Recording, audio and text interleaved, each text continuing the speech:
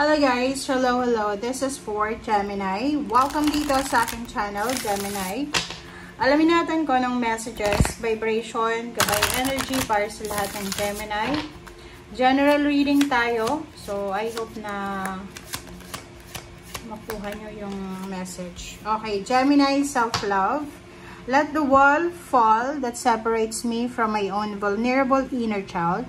I long to take care of myself like never before. Wow. So, isa sa mga luck and fortune mo, like ngayon, habang nanonood ka, siguro yun yung minamanifest mo, yun yung iniisip mo na sana magkaroon ka ng pagkakataon para alagaan yung sarili mo. Parang ganun. So, maybe pagod na pagod ka na sa pag-aalaga sa mga tao sa paligid mo na napapabayaan mo na yung sarili mo. So, dito sinasabi ng Barahan na self-love. Kailangan mong mahalin ang sarili mo. And this year, sa 2 years na yan, sinasabi ng Barahan na possible mo na magawa kung ano man to na self-love, self-care na minamanifest mo or pinapangarap mo. Kumbaga, magkakaroon ka ng pagkakataon para mag-me time, may time ka para sa sarili mo, mag-pamper ng sarili mo, ganyan ganito. Or kung may mga obligations ka sa ngayon, na mga responsibilidad na nagbibigay sa'yo ng stress, posibleng pagdating ng 26-27 ay medyo may katuwang ka na sa obligations and responsibilities.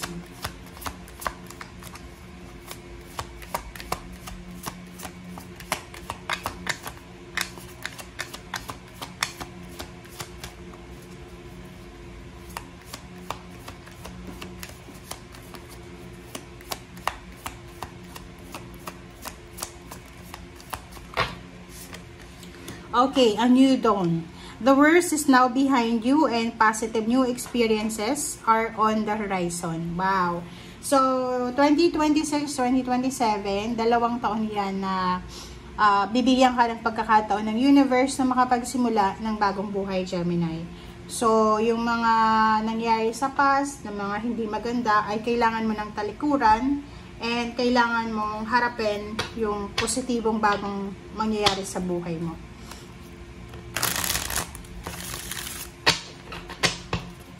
Alright, so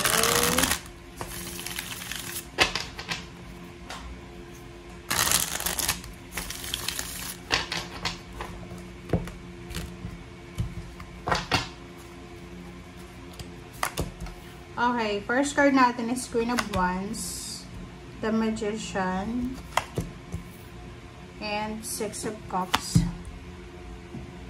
and 8 of Pentacles. So, dito sa 4 cards mo, sinasabi ng Barahan na yung manifestation mo about freedom, yun, pwedeng may mga mag-asawa, mag-boyfriend, girlfriend na hindi magkakasundo o hindi nagkakasundo na posibleng maghiwalay, that will give you freedom or parang kalayaan.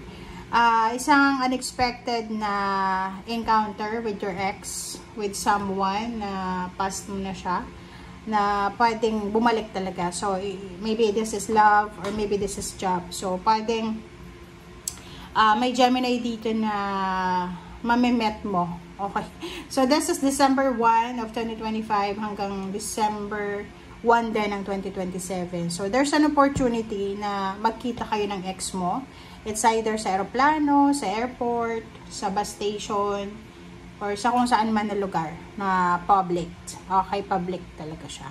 So, yun. Pwedeng may babalik sa dating trabaho, babalik sa dating relationship, magkakaroon ng mga unexpected encounters, maraming unexpected na pwedeng mangyari. Okay. Okay, 2 of Wands. Meron ditong Gemini na choices and decision. Marami kang maiisip na pwede mong simulan. Maybe this is love, relationship, or kano pa man. Maraming manliligaw sa'yo kung babae ka or lalaki ka, maraming magkakagusto sa'yo. Sinasabi ng Barahan sa'yo dito na may level up na mangyayari sa buhay mo.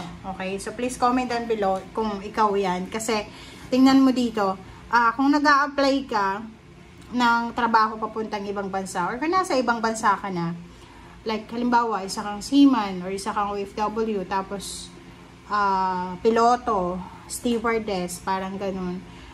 or kung ano man ang profession mo, gusto mong lumipat ng permanent talaga sa isang bansa. Hindi ito, sinasabi ng barahan na possible na mangyayari yon. There's an opportunity na pwedeng makapag-migrate ka sa ibang bansa. Kung single ka naman, there's an opportunity na makapag-asawa ka ng ibang lahi or ng nasa ibang bansa. And Six of Swords, isang exciting na travel, relocation, movement, ang posibleng mangyari sa'yo, Gemini. So, yun, ang maganda dito is yun, pwedeng magta-travel ka within the country, international, or kung yung iba sa inyo dyan na hindi naman magta-travel yun, pwedeng lilipat kayo ng bahay, lilipat kayo ng lugar, or ng trabaho. Okay, so yung mga single dyan, maraming makakapansin sa inyo. Maraming magkakagusto sa inyo. Pwedeng yung iba, ibang lahi yung magkakagusto sa inyo. O yung iba, Pinoy, or Pinay, nasa ibang bansa sila. Okay, so judgment, decision making, isang desisyon, ang posibleng gagawin mo this 2 years. And, ito ay tungkol sa trabaho. So, maraming, yun nga, sabi ko sa'yo kanina, maraming mga pagpipilian ka na trabaho or lugar kung saan ka lilipat. And, kailangan mo daw maging matalino. Maging wise ka sa pagpili mo. Alright, self-love. Yun, yung iba naman dito na walang balak mag-change ng address, ng work. May mga possible na recovery ng health, recovery ng relationship, may mga magbabalikan, mayroong mga mapopromote sa trabaho, tataas yung sweldo, magkakaroon ka ng parang karapatan. Like sa pamilya, pwedeng yung iba na Gemini na dati hindi napapansin ng kapamilya, ay ngayon mapapansin na kayo. Magkakaroon ka din ng malaking halagang pera. Okay, yun yung maganda dito is there's a promotion, there's a financial empowerment, limpak-limpak na salapi yan yung 10 of Pentacles. So, pwedeng tumaas yung sweldo, pwedeng makapag-ipon ng malaking halagang pera. Yun, pwedeng mag-travel talaga, maybe for business, for job, for leisure, vacation, ganyan-ganito. So, yung iba dito, sobra-sobra kayong nakafocus sa finances nyo, nakafocus kayo sa trabaho nyo. And yung iba naman dito is nakafocus sila sa pagta-travel. Yung parang gusto mong libutin yung buong mundo. Gusto mong baguhin lahat sa buhay mo. So, parang isa yun sa mga nakikita mo sa sarili mo na gusto mong tumanda doon sa lugar na yon, gusto mong doon ka na mag-retire, parang ganon. So, please comment down below if you resonated. Thank you guys. Bye!